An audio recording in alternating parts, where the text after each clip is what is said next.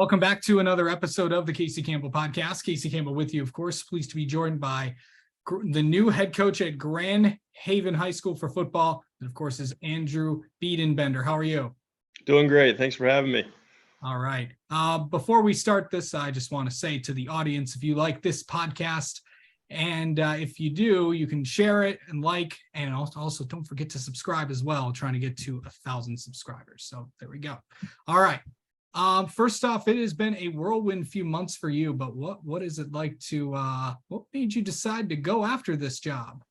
So it's one of those things. I think when you going to the head or going to coaching, you eventually have, a goal to become a head coach. Kind of was still waiting to make sure myself was ready to be there. So I was under two great head coaches with Jason McIntyre, Mount Pleasant, and he really helped prep me and how to build a program and be around a program. And then kind of wanted to get away from my alma mater a little bit and spread my wings. So I came to the West Side and got to work under Pat Collins, who's obviously a three-time state championship head football coach. So he really kind of let me take some reins with him and kind of, I was just his associate head coach, but he was the one that really made me feel like, hey, you're ready to kind of do this, and showed me and let me kind of go hand in hand with him on all the day-to-day things. But then once the opportunity came open, it was one of those, like, I'm familiar with the conference, familiar with the area, and it's one of those things I just had to go for, and it worked out. So, yeah. So, I know, you're a head coach now, and what has it been like? I know you were, hired, just hired right before spring break. I usually that's pretty late for the coaching cycle. But what has it been like these past few months trying to get everything done?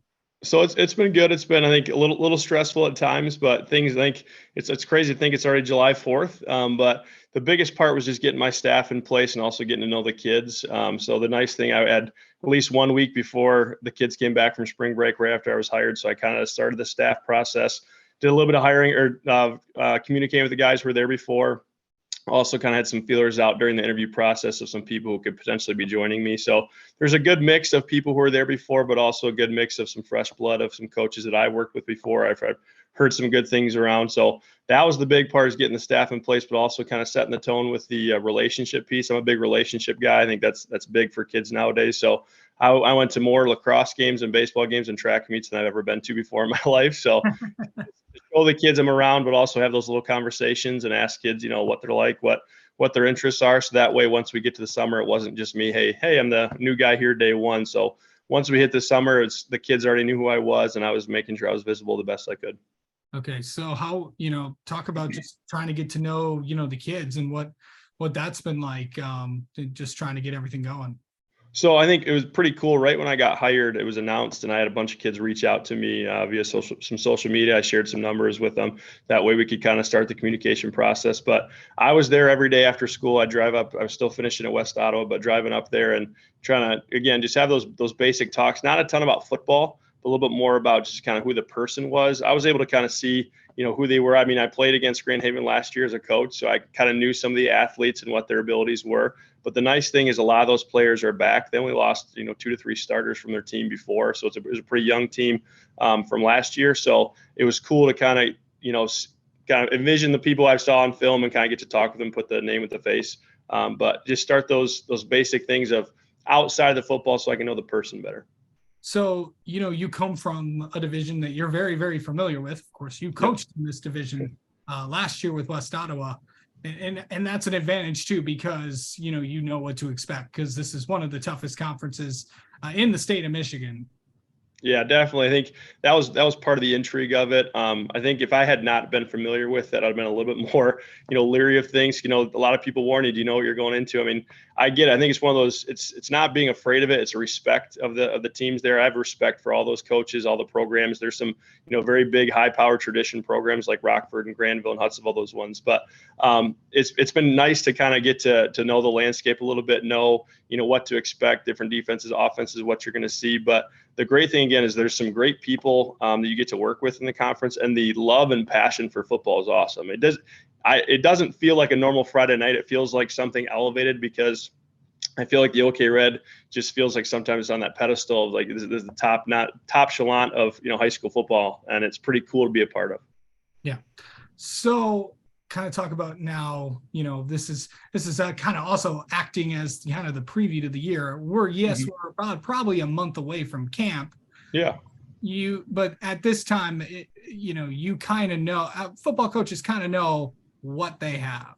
Yeah, so I think it's been pretty cool to see. Like I said, a lot of the guys are coming back. They started, at one point, I think 7 or 8 sophomores had to play in varsity last year. They didn't have a JV team. So the first thing is I know we're going to have all 3 levels, which has been something they haven't had in a while, which is pretty cool for a school this size. Should always have the 3 levels. So having that was one of my big priorities. But we've got some young talent. It seems like a young team because there's a lot of juniors on the team and a lot of sophomores, but a lot of those guys have played varsity snaps, which is something you can't replace, which is some, valuable starting snaps on varsity. So we only have, 7 or 8 seniors, which is going to be good for the future for us. Those seniors are some pretty big impact kids for us, but we've got some great skill players. We got a lot of guys coming back. Our quarterback, who was a sophomore last year, is coming back. Got some receivers coming back, but there's also some other people pushing. There's, another junior quarterback who's, trying to get some time too. So there's still some competitions that are going to play out, but we have some solid spots, just trying to work on that depth now.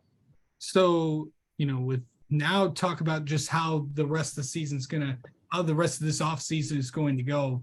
Of course, next week, obviously not going to be anything because, of course, it's the MHSA mandated dead period, and it's also the time where most families take vacations. It's kind of their last weekend to get away before the grind of high school sports begins that next week. So, kind of talk about what the next few weeks kind of hold for you guys.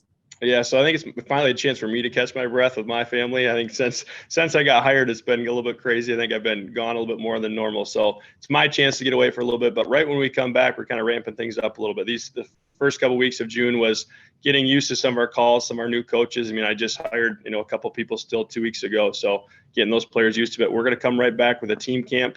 We're just going to be an in-house team camp of 3 days where we kind of get to really dive into all of our schemes and all our techniques. And then Mount Pleasant, which is kind of cool, ironically, is going to come over for a little joint team camp on the last day to kind of get a chance to do some things with them, get some competition. And then we're going to start having some 7-on-7s. We got 2 7-on-7s every single day. And then that last week, we'll have our, last week of training and camp, and then we'll host our youth camp too. So things are really going to ramp up. We're going to kind of go from probably 3 days to more 4 days a week of something. But the idea and kind of the intensity and competitiveness is going to start changing a little bit. Yeah, of course. August 7th is, of course, the first day of practices. So, yep. What do you feel like the team needs to do before then? I think just continue to gain some confidence. I think the confidence hasn't been there as much. The programs, there's been some great tradition that happened with Coach Farley's first stint there, and there was some playoff teams. There was some, OK Red championship teams. But last couple of years since COVID, it's there's just been some trouble again with the lack of the 3 levels, and there's been some success, but not a ton. So I think just getting the expectation back of this is a program that's had tradition, had some serious great teams. So trying to get that back and instill that confidence back. I mean, all these kids have the ability. I mean, I walk in the weight room the first day, I'm like, holy cow, we've got some great athletes here. So just almost having them reflect and look in the mirror of, hey, I can do this now. I just got to trust myself and have that ability to step on the field and know I can compete with some of those teams. Yeah. Also, you kind of revealed something this week. Grand Haven's going to have some new uniforms. Yeah, so it was nice. I kind of walked into that. So Coach Farley actually ordered those before I got there. And it was one of those things he said when I got there. He's like, hey, you got some new uniforms coming in. So I wanted to be kind of part of that new wave. You see all those college recruiting things, get those cool photo shoots and videos. So I was like, hey, might as well try to do that stuff too. We've got a great teacher in our school who's all about that stuff. And I'm trying to get the excitement going for the kids around the community and the community itself, and also the players in our team. So I thought it'd be cool to have a little reveal and have a little fun with the smoke machine and the lights, and try to get the excitement going with we got the new helmets this year going from yellow to blue, and we got the all grays and all whites this year too. So it's pretty cool.